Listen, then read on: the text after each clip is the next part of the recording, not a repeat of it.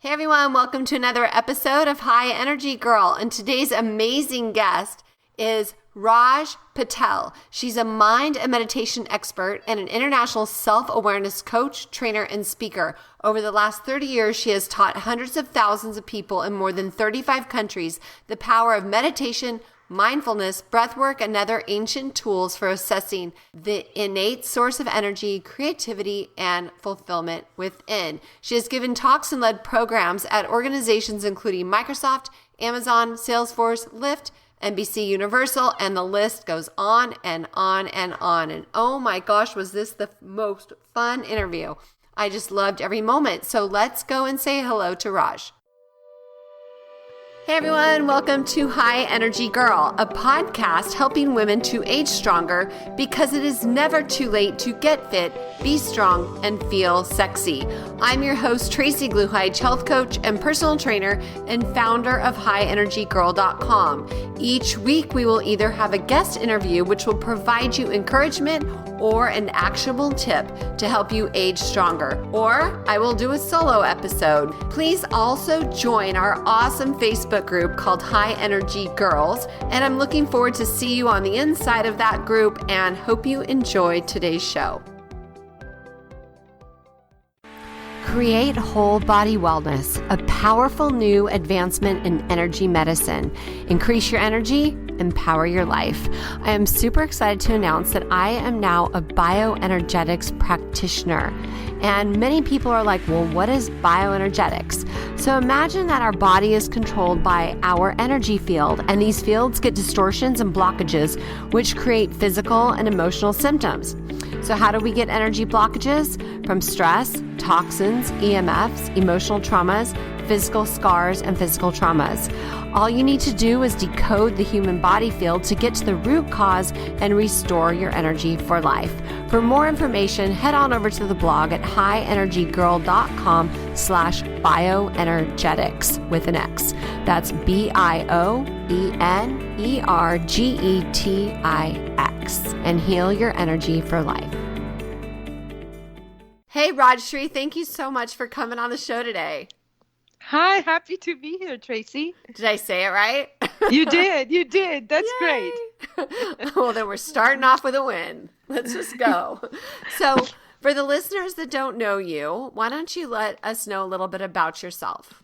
So I'm a new first-time author. Actually, I have a book coming out October 1st, The Power of Vital Force. I am Indian by background, but I was born in Uganda, raised in India for 4 or 5 years. And then because of Idi Amin, the dictator in Uganda, my father landed in New York as a refugee. I came to this country in 1973. I didn't speak actually a word of English, not reading, not writing. I was in 8th grade. I arrived here, can you imagine, from a small town in India into Manhattan of all places, That was sort of it was like going into heaven or something. Never saw so many cars or anything like that. I went on to become a prosecutor, federal prosecutor, and I left that in 1989 because I had this chance meeting with Sri Ravi Shankar, who's a spiritual master. But at the time, I wasn't seeking anything. I was this sort of super left brain lawyer working in LA, thinking I was going to a music concert. There's a sitar player, or was, he's passed away, very famous in India, same name, very common in south of India. So thinking I'm going to a music concert, I landed up in a spiritual program, a 9-hour program, and I decided to stay just kind of out of curiosity. So the universe had a hand in somehow me getting into meditation, the human development and potential business and an arena. And I just love what I do. I've been traveling all over the world to like 35 countries and spreading the message of really how to harness the power that we are born with and how to maximize our life so that we're really happy inside and thriving outside. And that's what brings you and me together. Well, and you just brought tears to my eyes, sincerely, because I I love everything you've said, and I feel like I'm on my own journey. So how long ago did you start doing that?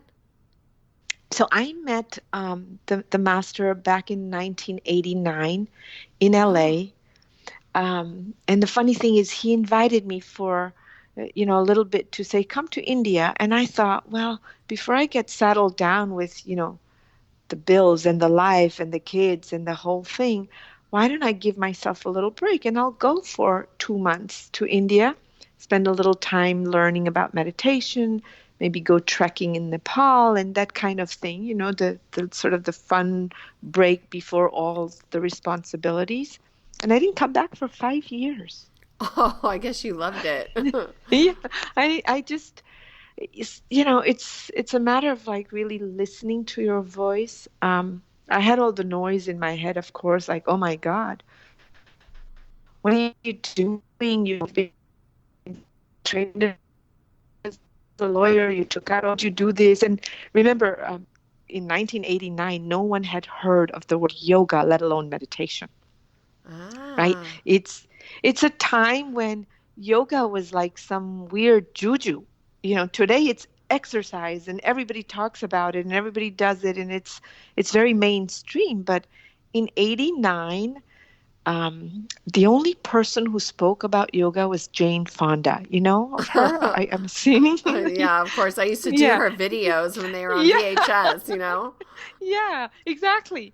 She was it. And when I would mention yoga or meditation, people thought of it as like sleeping on a bed of nails and turning yourself and twisting yourself into a pretzel. So it was it was certainly a journey, was not a road very well traveled. And I connected with myself and my own voice. And somehow there was also a bigger power and force involved in guiding me to a place that just opened many, many doors. And I find it to be true, certainly in my life. As I walk through one door, reluctantly or full on, another door opens, like the universe guides me and moves me forward. As I take small chances, I get more support. You know what I mean? I absolutely do. I absolutely do because I'm right now looking at both like two doors, and I really want to go down one, but the other one, like, I feel like I'm chained to. You know what I mean? Uh-huh. So I have a lot of questions for you, and I don't care what order you go in because they're both important. So I think the first one maybe is what is vital force? So vital force is, in a very mechanical sense, it would sound as energy, but it's really vitality. It is the innate force field of dynamism that we're surrounded in. It's intelligence with energy. So if I can give you an example, like children, we're born with vital force. We could call it energy, but if you look, the steadiness, the gurgle of their sound, the warmth, the love, the connection, the acceptance, the care, all the positivity that we want in our life is synonymous to the words vital force. And it's in us and around us. We come in with it. We just forget how to tap into it and how to reboot it. So that's vital force. It's anything and everything, but it's the subatomic underneath the quantum field, which has intelligence and love and light in it as a quality. Sounds like something we all need more of. Yeah, definitely. We look, we charge our battery on our cell phone on a regular basis, right? Somehow or another. And we charge today our body, our mind complex through food, coffee, sugar, but that's just not enough. If you look, 80-90% of the people are running on empty. And to the show High Energy Girl, what are we really talking about? Not the sugar high and not the adrenaline and not the coffee high, but vibrant and thriving and vitality. That is the force that I'm talking about when I say vital force. And we all need it because everything, success is directly related to that. Yeah, yeah, for sure. And so okay, so I have done Reiki level 2. Mm-hmm. And I've done 3 different Qigong forms Uh-huh. from Master Owen Wee in San Francisco. So is vital force similar to the energy, the life force that you gather through Qigong and the one that flows through you in Reiki, or is it different? 100%. It's 100% that same life force. It's just another name, you know? Mm-hmm. Um, when we're moving it around, like through Qigong, we call it Qi, Mm-hmm. correct? Right. When we're moving it through the use of the breath, we call it prana. Mm-hmm. When we're tapping into it from a wider perspective, from the perspective of um, how to become a co-creator, then we call it consciousness, universal intelligence. So it's just different names, but it's that same flow of energy that we're surrounded in. And I myself have done Reiki and I was trained in it.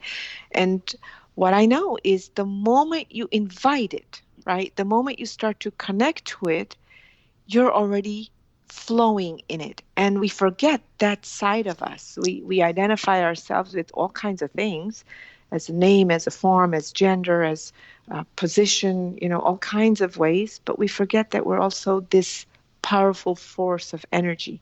Mm-hmm. Yeah, it's so funny because my brand High Energy Girl came about as just people's experience of me that I have a lot of energy. And that was like in 2014 when I was starting with that. And the funny thing is that my mom said, "Oh yeah, I'm really high in vitamin B naturally, and so that's why I naturally have a lot of energy." But I know, right? um, but the funny thing is, I did not know that, I started studying energy maybe a year ago. Mm-hmm. And so it's so interesting how that all kind of transpired. Um, so what would you say to somebody who is has no clue about how to increase this, and what types of tips would you say to get started? I heard a funny quote. It said, if you don't have 10 minutes to meditate a day, you need an hour. Yeah, well, it's actually true. And I think to the point, it's a beautiful quote, really. We don't realize, like, let me just go back for a second. When I was a lawyer, I was doing all the things I had to do. Somehow I was getting through my day, but I wasn't really having anything left to do the things I want to do, you know? Mm. Um, the job and the family and mom and health and all those kinds of things, I would somehow get through my daily routines and tasks and groceries and so on. But then at the end of the day, I was like, okay, thank God, got to go to bed. It had Mm. never occurred to me that had I just more energy, I could do more, not just what I had to, but what I also wanted to. So for me, that was my first wake up call that, yeah, we talk about everything is energy and everything requires energy. But the only thing I knew about energy was food, calories, coffee, sugar. And that keeps my body moving, but it doesn't keep me vibrant and thriving. So I realized that there's another kind of energy. And what I hadn't discovered, going back to your question around tips, was that breathing, as simple as it sounds, taps into, accesses this other dimension of energy that fuels not just our body, but our emotions and our mind and our cognitive function. And it's what allows us to sort of soar in our spirit. So the most basic tip I could say to a person is start to do 2 things: conscious breathing and elongate your breathing. Conscious because the minute you put your attention on the breath, you wake up that energy, that flow, that consciousness, that intelligence. And 2, longer because the longer the breath, the more you invite it in. And this is physiology. Forget just metaphysics, but basic physiology.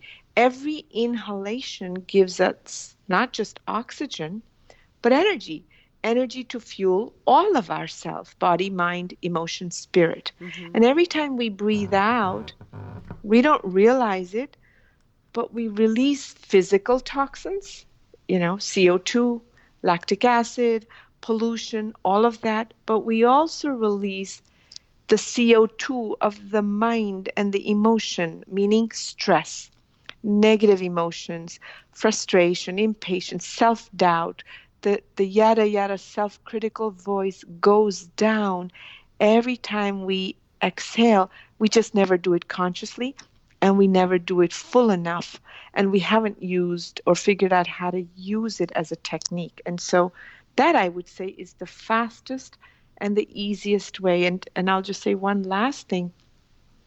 When I learned to do Reiki, um, what I found is when I would do the Reiki after the breathing, the flow, my hands would be like water hoses with the faucet fully turned on, head Yeah. to toe, full on. It would just be like, because the breath clears all the subtle energy channels in our system.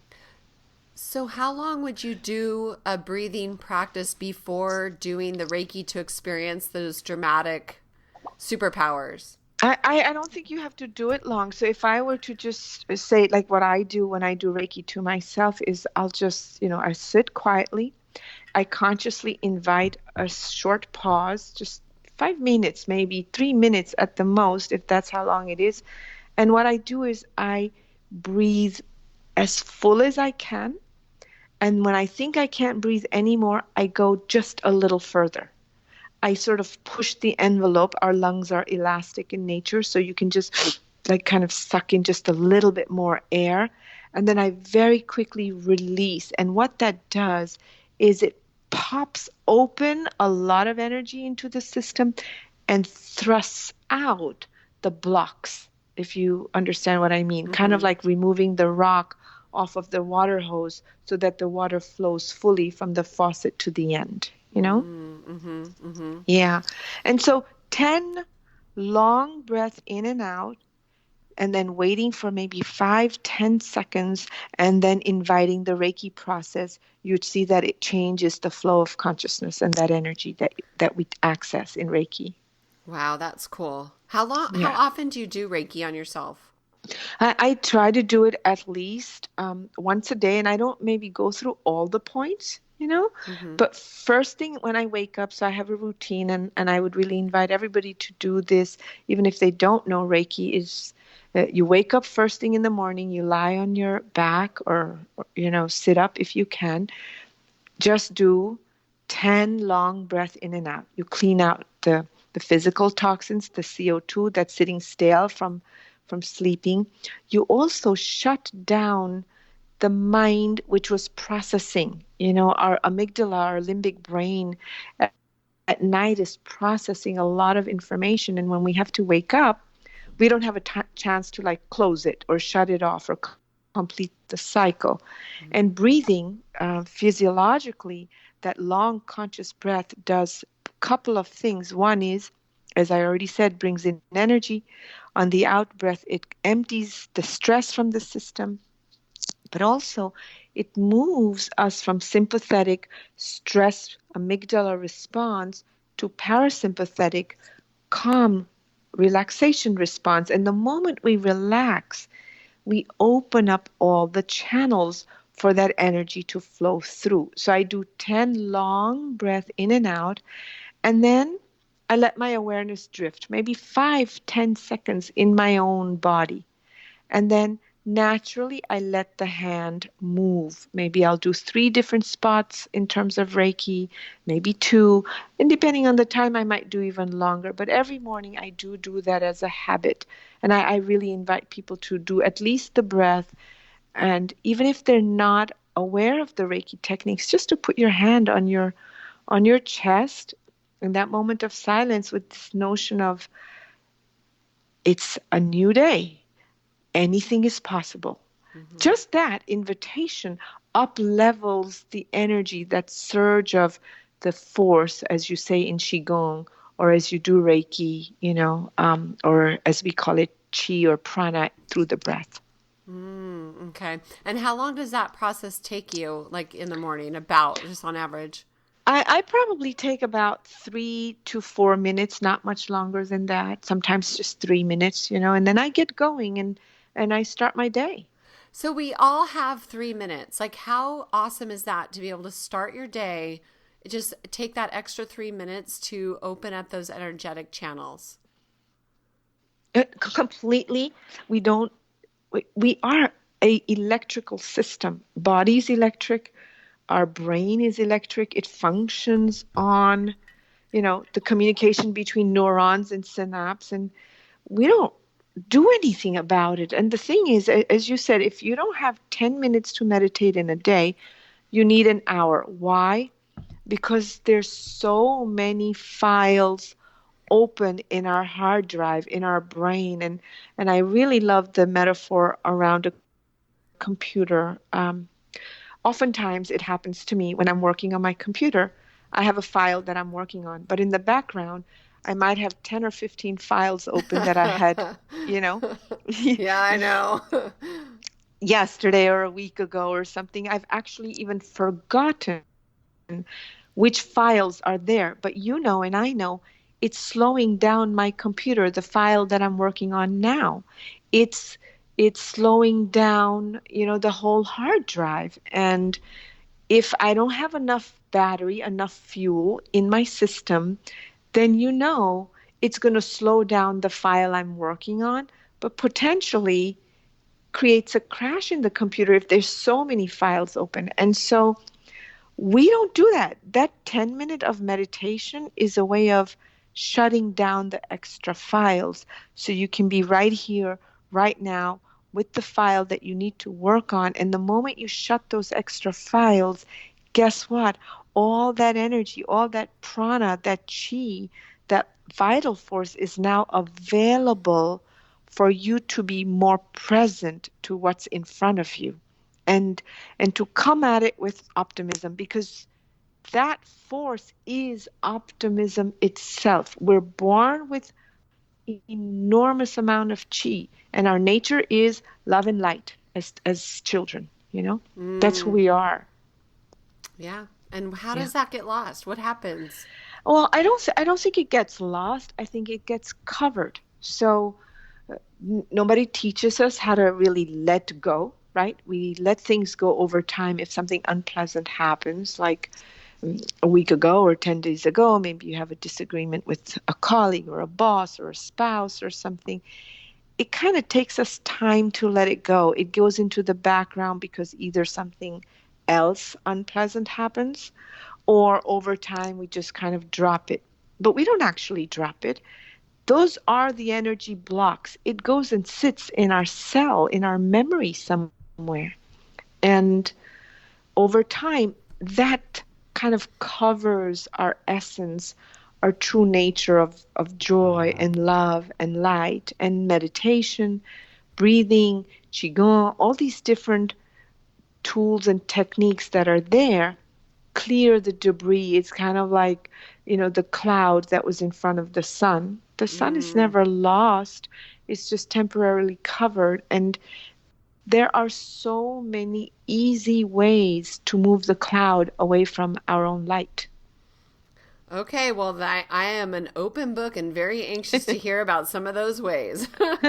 so, so one is intentionality, right? I think that listeners must know there's so much, for instance, conversation out there around epigenetics, meaning if you practice gratitude, you have a certain kind of lifestyle. If your mindset is positive, you really change the way genes express.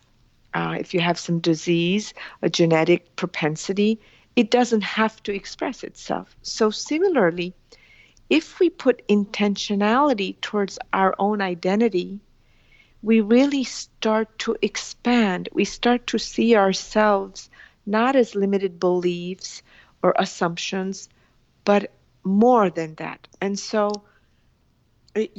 yes, I'm a woman. Yes, I'm from India. Yes, I was a lawyer. Yes, now I do this. There are all these different identities, but we never really take 10 seconds to say, I'm also more than that. Just that intentionality. Look, if we ask anybody in the world, the most successful people, and and I work with so many people. And if I say, are you living your full potential? They'll say no, because who we are inside is far bigger than our achievements. Our potentiality is so much more than we've ever tapped into, but our limited voice identity gets in the way. And so I tell people on a daily basis, I do it really just after I finish brushing my teeth, morning and evening, as I, kind of splash the water on my face. I look in the mirror. I look past my features, meaning I'm not looking at how I look. I'm just sort of gazing at my eyes for a moment. And as I do that, I see that I'm not my eyes. I'm looking through the eyes. Mm-hmm. Do you know what I mean? Yeah. I'm this, like, if I look at my eyes, it's hard to see both the eyes. Mm-hmm. Yet something moves inside a little left and right without the pupils moving, without my head moving. And suddenly I connect to, wow, I'm not just this body. I'm not this shell. I'm actually looking through the eyes, kind of like when you go to Disneyland and you see that cardboard, like an astronaut with the face cut out, and you stick your face in, and then you take a picture, Oh, yeah. Uh-huh. one of those things. I get a clear sense that, yes, this body is beautiful and I'm housed in the body, and what's housed there is light and it's energy. It's a split second thought. It takes 10 seconds maybe. It's not about time. It's not sitting there staring or gazing, but if you just invite yourself to do it every day, morning time and at night, you brushed your teeth, you washed your face, you look one more time, and then you enter sleep like that. You know what happens? We start to connect to it as a reality. So my center of identity shifts from just being this limiting thing to, oh, I'm potentiality and anything is possible. Mm-hmm. And that shifts a lot. It's a conscious neurological neuroplasticity shift that happens in our body and our mind. Yeah. That makes sense. I heard this thing that said your eyes are a window to your soul. Mm-hmm. And by like just gazing at yourself and loving yourself, because I'm a health coach, so I work with women who want to transform their bodies. And one thing I learned is that in order to complete a transformation, you have to love where you're at so you can raise your vibration. And therefore, when your vibration is high, you're able to achieve what you want. 100%. I couldn't say it better, really. Your eyes are the windows to the soul. And we're made up of, to use your word, vibration, right?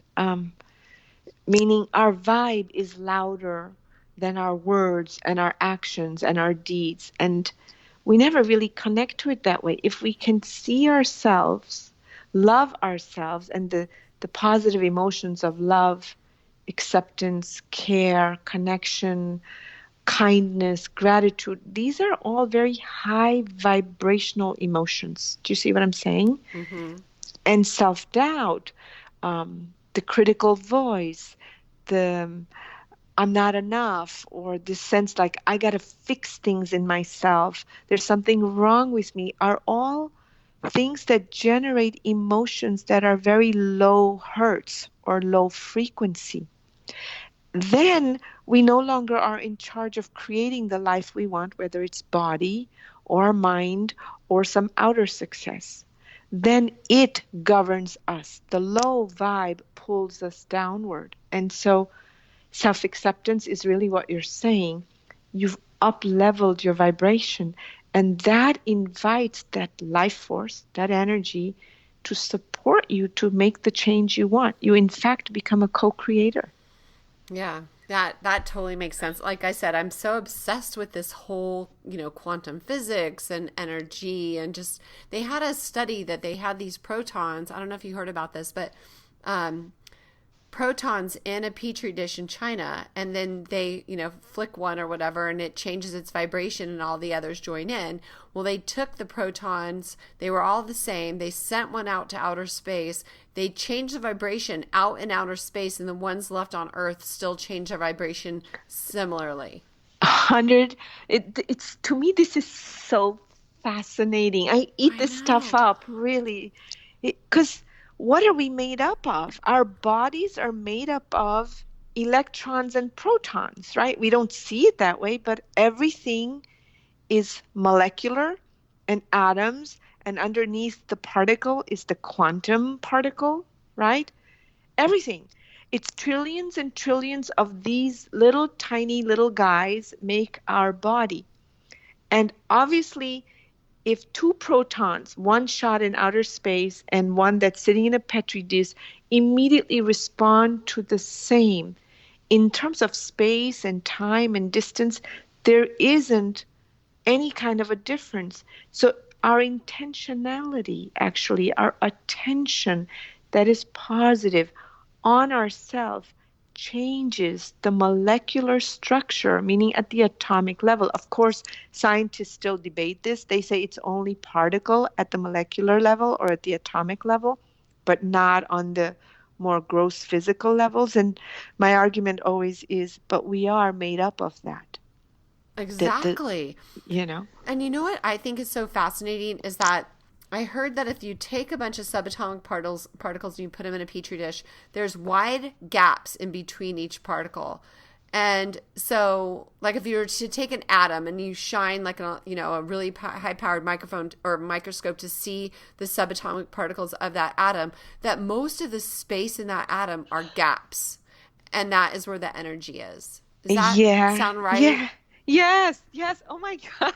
We have to meet somewhere in person when I'm there in North Cal. But absolutely, because I talk a lot about this kind of science and explain how it relates back to our life in the book. But see, there's more space than there is matter on the planet. We don't really quite realize it. And in that space is this energy, is this intelligence. And if I were to talk about it, just to stick on the science perspective for a moment, the theory of Big Bang is there was a bubble, and in that bubble, there was energy.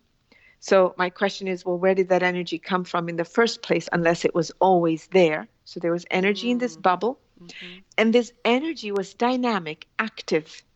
And it was so active that the bubble exploded. And when it exploded, what it spread was what was in the bubble. This energy, this dynamism.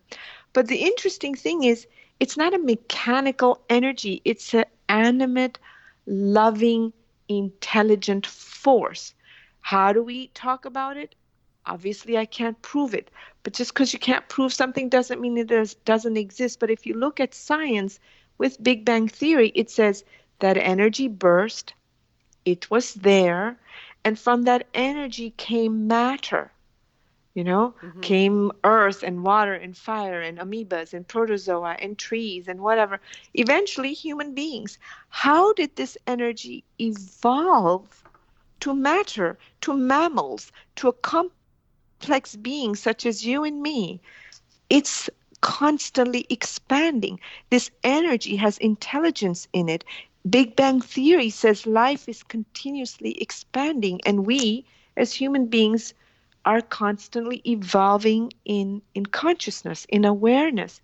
And if we have the awareness that, yes, I'm this body, yes, I'm also this and that, but I'm also this intelligence, this energy, at the core of me, I'm whole and I'm perfect. You know what happens? We change our vibration. We change how we resonate.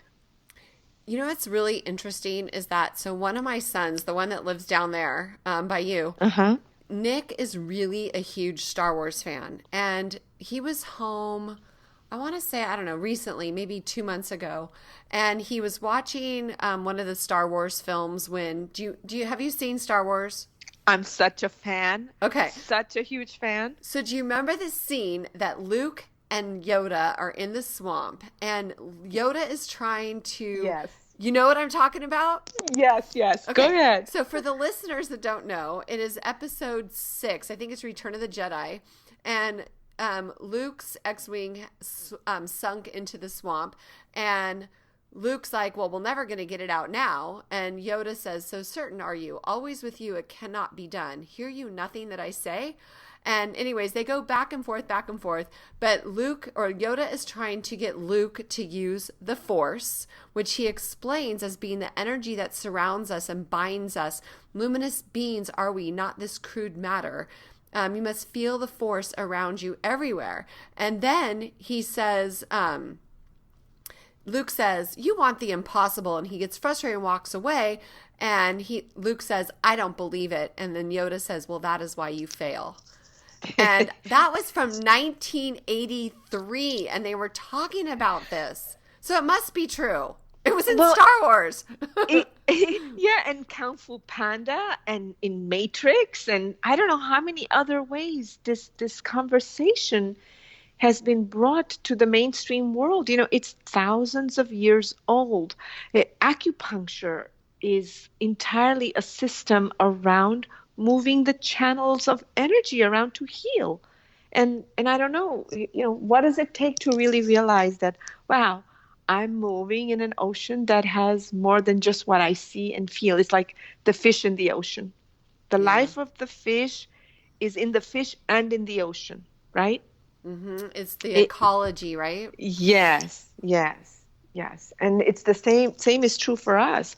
Our life is in us and around us. It's this force field that binds us, that holds us together, that keeps the cosmos perfectly aligned. Because can you imagine if we left it to human beings, we'd move everything just one tiny centimeter and it would all implode. Oh, yeah. It's so crazy because there's this thing that we're all interconnected. No man's an island, and everyone is joined in some way. And yet people are always just going against each other and fighting and sparring and angry. And, I do teach yoga. You probably didn't know that. And no, one of the things I teach is as soon as they start, we always start in Shavasana. And it's all about just preparing your body to receive the yoga. And on the inhale, I say inhale love and joy, peace, patience, kindness.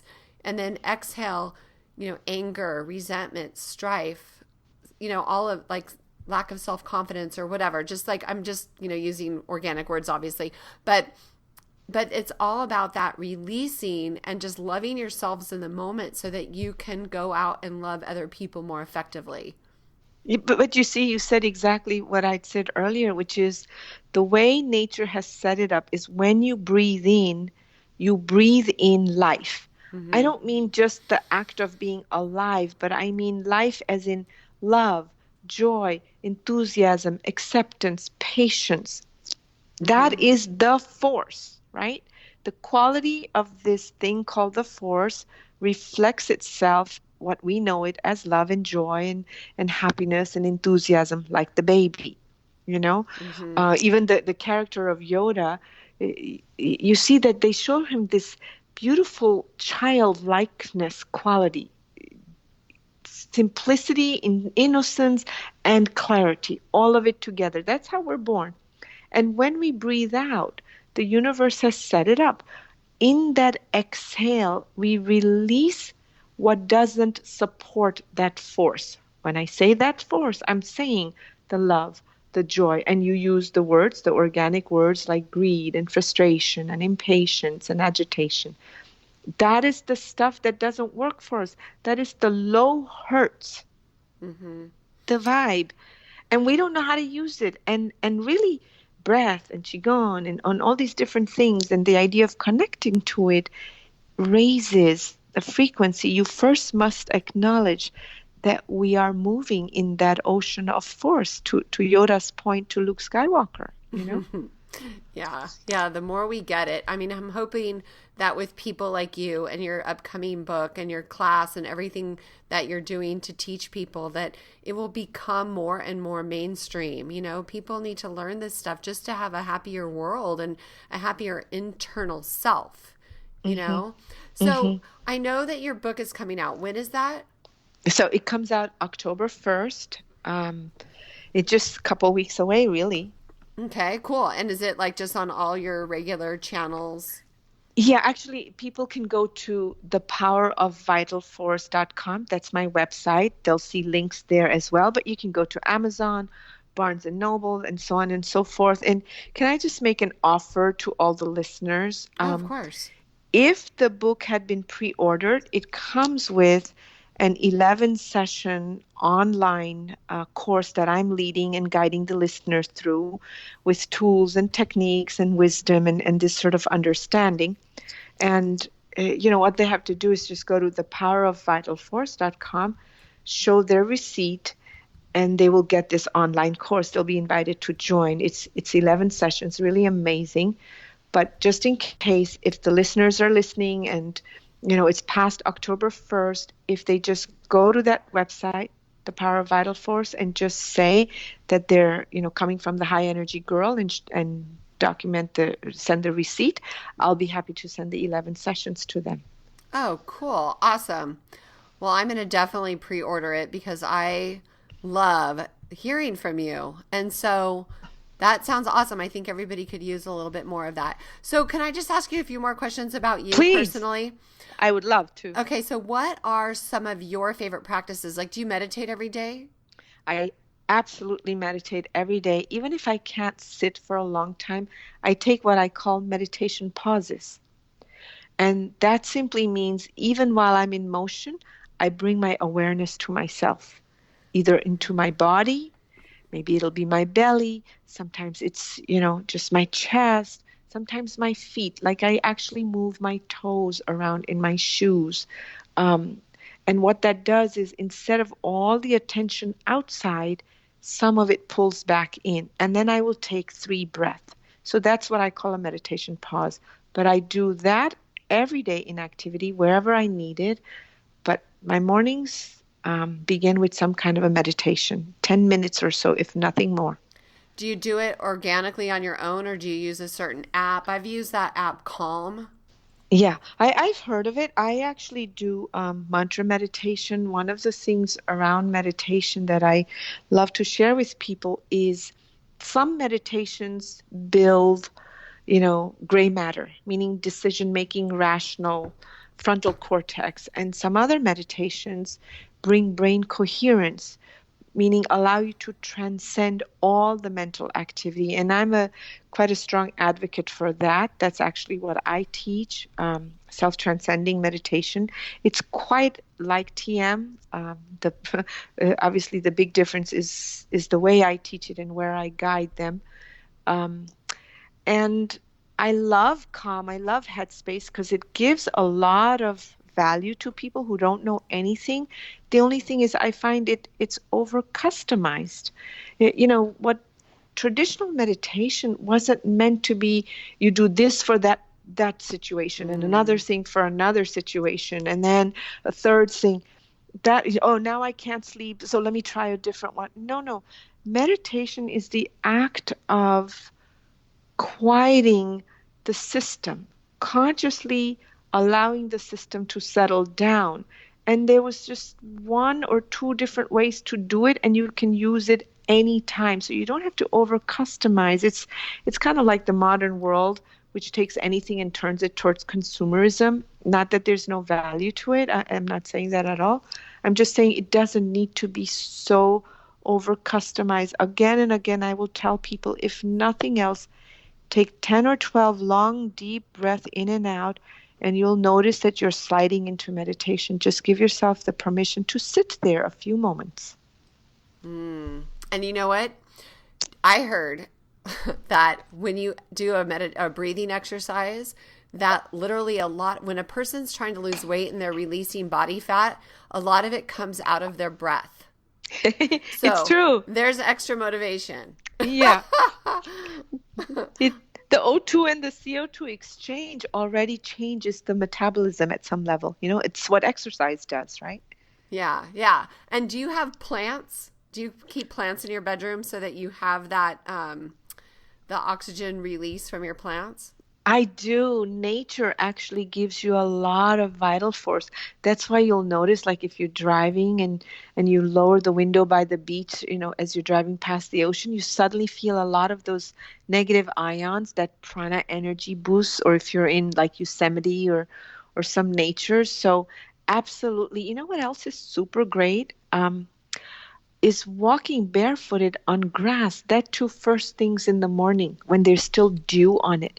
It not only grounds you, but it recharges. It gives you a certain bioenergy, vitality in the system. It's putting in the negative ions, right, from the Yeah. grass? Yes. Yeah, Yes. same as the beach. And oh my gosh. Okay, when you come to the Bay Area, you've got to let me know because we could Yes. just go to lunch, have fun. I could talk to you forever. Me too. Me too. I will for sure. It's so fun to be able to talk to people that understand. Like most of my friends think I'm a complete nerd, you know? Yes. I understand. I know. That's awesome. Well, I just want to thank you so much for coming on the show. If there's anything that you'd like to leave the listeners to chew on, feel free to go ahead and add that. And is there I anything guess extra? Well, I guess what I would just tell people is to just go for it. Really, you have nothing to lose. Close your eyes, few moments a day, and connect with yourself. The more you want to do, the more you need to connect back to you, the inner essence of you. So I Mm-hmm. just wish everybody the best. And I'm so happy we had the chance to connect. Oh, me too. Me too. Thank you for coming on today and I'm sure you have a busy schedule, so I appreciate you, taking the time to come in on the show and educate our listeners. Same here. Thank you. Oh, wow. I'm so excited that she's going to come up here and I get to meet with her. Did you just learn so much? She had so much wisdom to share, and I really hope that you take advantage of her special offer and go and grab her book and get her special training. If you like the show, please leave us a rating and review on iTunes so more people can find it. I'm so happy to be back in the trenches, and our focus is going to be on helping women to age younger. So I hope you have a great day. Thanks so much for listening. This podcast contains the opinion and thoughts of its host and guests. It is intended to provide helpful and informative material on the subjects covered. All statements made on the podcast have not been evaluated by the FDA and are not intended to diagnose, treat, cure, or prevent disease. If the listener requires professional assistance or advice, please contact your personal medical doctor. Both host and guest specifically disclaim any responsibility for any liability, loss, or risk, personal or otherwise, which is incurred as a consequence directly or indirectly of the use and application of any of the contents of these episodes. Like I said, this is my opinion and I could be wrong.